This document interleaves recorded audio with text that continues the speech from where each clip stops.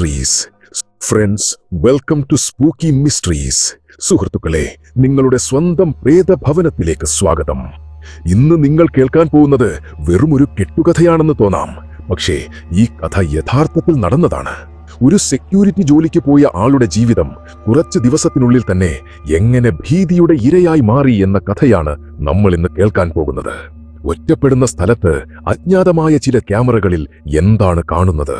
വരൂ, കേൾക്കാം അയാൾക്ക് എന്താ പറയാനുള്ളതെന്ന്.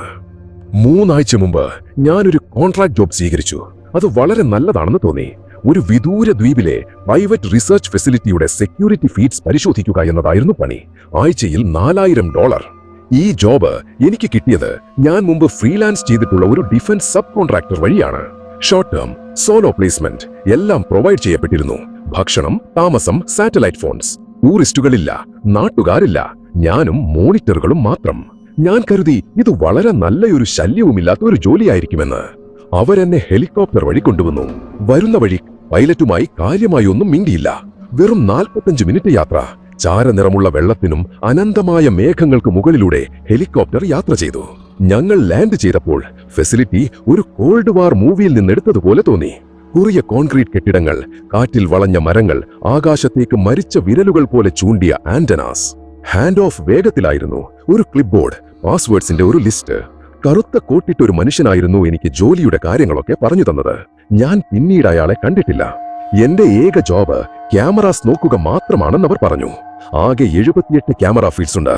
ഹോൾവേസ്, labs, exterior fences, server rooms. ഇതിൽ മിക്കതും ഒഴിഞ്ഞതാണ്. എപ്പോഴും അങ്ങനെ തന്നെയായിരുന്നു. പുറത്തെ മലക്കൊമ്പുകളെ കാറ്റു കുലുക്കുന്നതോ മേൽക്കൂരയിലെ ഫാൻസ് പതുക്കെ കറങ്ങുന്നതോ മാത്രമാണ് സ്ഥിരമായി കാണുന്ന ആക്ടിവിറ്റി. ഒരിക്കൽ ഞാൻ അവരോട് ചോദിച്ചു, ഇവിടെയുണ്ടായിരുന്ന സ്റ്റാഫിന് എന്താ സംഭവിച്ചതെന്ന്. സാറ്റലൈറ്റ് ഫോൺ വഴി എക്സ്ട്രാ ആക്സസ് ചെയ്യാൻ അനുമതി, ആ ഡേറ്റ ആക്സസ് ചെയ്യാനുള്ള അനുമതി ഇല്ല എന്ന്. 3-ാം ദിവസമായപ്പോഴേക്കും ഒരു ശബ്ദം കേൾക്കാൻ വേണ്ടി ഞാൻ എന്നോട് തന്നെ സംസാരിക്കാൻ തുടങ്ങി. 3-ാം ദിവസമായപ്പോഴേക്കും ഒരു ശബ്ദം കേൾക്കാൻ വേണ്ടി ഞാൻ എന്നോട് തന്നെ സംസാരിക്കാൻ തുടങ്ങി. 5-ാം ദിവസമായപ്പോൾ ഞാൻ മെയിൻ കൺസോളിന്റെ അടുത്ത് കിടന്നുറങ്ങാൻ തുടങ്ങി. 8-ാം ദിവസം മുതൽ ഞാൻ കാലണ്ടർ പരിശോധിക്കുന്നത് നിർത്തി. ഇന്നലെ രാത്രി ക്യാമറ 12 ഡിസ്കണക്ട് ആയി, ഫീഡ് ബ്ലാങ്ക് ആയി. ഇത് സബ് ലെവൽ 2-ലുള്ള ഹോൾവേ ഫീഡ്സിൽ ഒന്നാണ്. ഞാൻ അതിനെക്കുറിച്ച് അധികം ചിന്തിച്ചില്ല. വയറിംഗ് പഴയതാണ്. കൂടാതെ ചില ക്യാമറകൾ മോശം കാലാവസ്ഥയിൽ ഫ്ലിക്കർ ചെയ്യാറുണ്ട്. പക്ഷേ ഞാൻ ബ്രേക്കർ ബോക്സ് ചെക്ക് ചെയ്യാൻ പോയപ്പോൾ സബ് ലെവൽ 2 ലിസ്റ്റ് ചെയ്തിട്ടില്ലായിരുന്നു. ഡയഗ്രമിൽ 2 ഫ്ലോർസ് മാത്രമേ ഉണ്ടായിരുന്നുള്ളൂ, ഗ്രൗണ്ടും സബ് ലെവൽ 1ഉം. പക്ഷേ ക്യാമറ 12, അത് എപ്പോഴും അവിടെ ഉണ്ടായിരുന്നു. ഞാൻ ആ ഹോൾവേ ലൂപ്പ് ദിവസങ്ങളോളം കണ്ടിരുന്നു. ഒരു ശൂന്യവും വൃത്തിയുള്ളതുമായ കോറിഡോർ. അത് അങ്ങനെ അല്ലായതുവരെ. രാവിലെ 2:46-ന് ക്യാമറ 12 തിരിച്ച് ഓൺലൈനായി. പക്ഷേ ഹോൾവേ വ്യത്യസ്തമായിരുന്നു. ലൈറ്റുകൾ കുറച്ച് മങ്ങിയിരുന്നു. ചുമരുകളിൽ കറകളുണ്ടായിരുന്നു.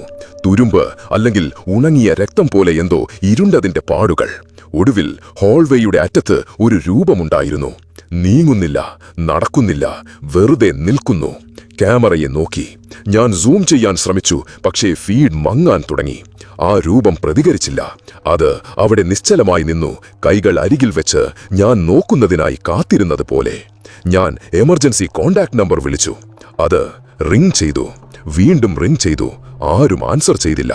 പെട്ടെന്ന് ഫീഡ് സ്റ്റാറ്റിക്കായി. ക്യാമറ 12 മാത്രമല്ല, 78 ക്യാമറകളും. എന്റെ കൺസോൾ ഓട്ടോമാറ്റിക്കലി റീബൂട്ട് ചെയ്തു.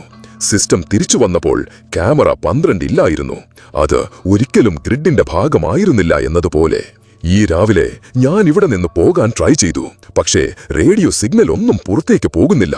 സാറ്റലൈറ്റ് ഫോൺ വെറുതെ നോ ലിങ്ക് എന്ന് ഫ്ലാഷ് ചെയ്യുന്നു. ബാക്കപ്പ് ജനറേറ്റർ നന്നായി പ്രവർത്തിക്കുന്നുണ്ട്. മറ്റെല്ലാം പവർ ഉള്ളതാണ്. പക്ഷേ ഞാൻ ഒറ്റയ്ക്കാണ്. അതിലും മോശം, പിൻമുറിയിലുള്ള സപ്ലൈ ക്രേറ്റ്സ് മന്ത് 2, മന്ത് 3 എന്ന് മാർക്ക് ചെയ്തിരിക്കുന്നവ ഇതിനകം തന്നെ തുറന്നിരുന്നു. കാരിയായിരുന്നു. എനിക്ക് തോന്നുന്നു അവർ ഇതൊക്കെ കാണുന്നുണ്ടായിരുന്നു. അവർക്ക് എല്ലാം അറിയാമായിരുന്നു എന്ന്. എനിക്ക് തോന്നുന്നു ഇതായിരുന്നു യഥാർത്ഥ ജോബ്. ഒന്നും മോണിറ്റർ ചെയ്യാനല്ല, ഒന്നും റിപ്പോർട്ട് ചെയ്യാനല്ല, പക്ഷേ ഇവിടെ ഉണ്ടാകാൻ, ഒറ്റയ്ക്കാകാൻ. ഞാൻ ചുമരിലൂടെ ഒരു ഹമ്മിങ് ശബ്ദം കേൾക്കാൻ തുടങ്ങി. മങ്ങിയ യന്ത്രശബ്ദമുള്ള ഒരു താരാട്ടുപാട്ട് പോലെ, സ്റ്റാറ്റിക്കിലൂടെ. അത് സ്പീക്കേഴ്സിൽ നിന്നോ എക്യുപ്മെന്റ്സിൽ നിന്നോ അല്ല വരുന്നത്. അത് തറയ്ക്കടിയിൽ നിന്ന് വരുന്നു. ചിലപ്പോൾ ഞാൻ ഉറങ്ങുമ്പോൾ ഞാൻ ഒരിക്കലും പോയിട്ടില്ലാത്ത ഒരു ഹോൾവേയെക്കുറിച്ച് സ്വപ്നം കാണുന്നത് പോലെ.